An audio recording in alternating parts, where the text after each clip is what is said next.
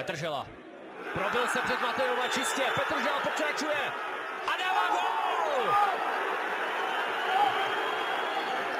Tohle je zase slalom na fotbalového Oscara od Milana Petržely. Nejlepší hráč na hřišti korunoval svůj výkon, i když ve zlínských hráčích je cítit pachuť.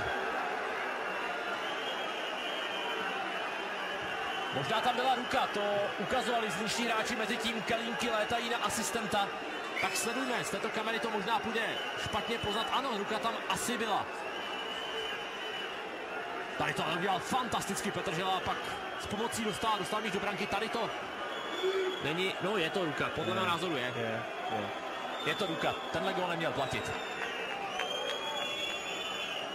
A ještě někdo dostane žlutou kartu za protesty. Bude to kapitán Tomáš Poznar. Matějov odkopává. Tady je to ruka. Ten moment, ano. Robert Matejov, no to je červená karta.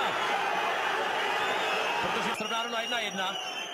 Robert Matejov nevyloudil na rozhodčím jen slovní domluvu, dostal žlutou. To znamená, že Zlín bude dohrávat půl hodinu v 10.